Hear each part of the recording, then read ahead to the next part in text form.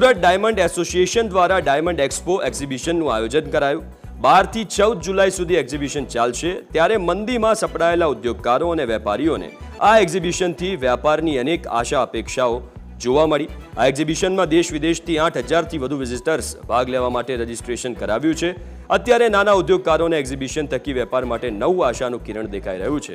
રાજ્યના શિક્ષણ મંત્રી પ્રફુલ્લ પાનસેરિયાના હસ્તે આ એક્ઝિબિશનનું ઉદ્ઘાટન કરવામાં આવ્યું।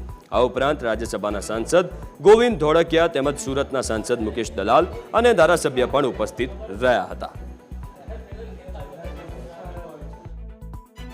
આજ રોજ સુરત ડાયમંડ એસોસિએશન દ્વારા લૂજ એટલે કે ડાયમંડના સ્ટોલ કરીને વિશ્વના તમામ બાયરો અહીંયા ખરીદવા માટે આવે ત્યારે લેબ્રોન ડાયમંડ અને રિયલ નેચરલ ડાયમંડ 10 ડાયમંડમાંથી 9 ડાયમંડ સુરતની અંદર જ્યારે એનું પ્રોડક્શન થતું હોય ત્યારે આજે એક બેસ્ટ ડેસ્ટિનેશન સુરત એ ડાયમંડ સિટી તરીકે ઓળખાઈ રહ્યું છે અને હીરા બુર્જથી લઈને દરેક ઇન્ફ્રાસ્ટ્રક્ચર જ્યારે અહીંયા તૈયાર થયું છે ત્યારે દુનિયાના દરેક બાયર્સ સુરતની અંદર આ ડાયમંડ પરચેજ કરવા માટે આવે એ હેતુ છે।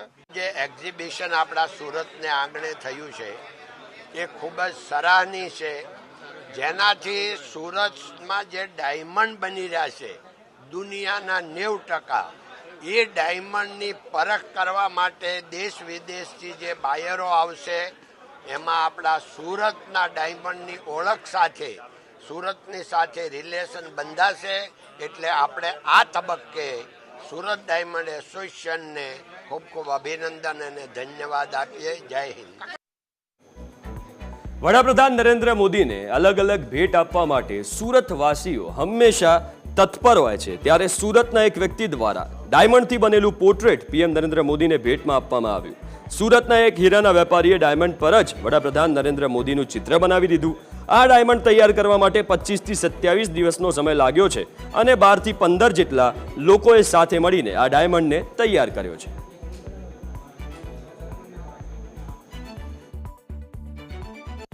10 થી 15 વર્કરોની મહેનત લાગેલી છે એના પાછળ અને 25 થી 30 દિવસનો ટાઈમ લાગેલો છે ડાયમંડ તૈયાર કરવામાં।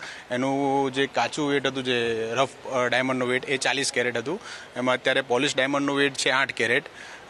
પછી એનું આપણે તૈયાર કરવાનું કારણ મોદીજી પ્રત્યેનો જે આપણો પ્રાઇમ મિનિસ્ટર પ્રત્યેનો જે પ્રેમ છે એ અમે એમને બતાવવા માંગીએ છીએ અને એમને ગિફ્ટ આપવા માંગીએ છીએ। એટલા માટે કરીને અમે તૈયાર કરેલો છે।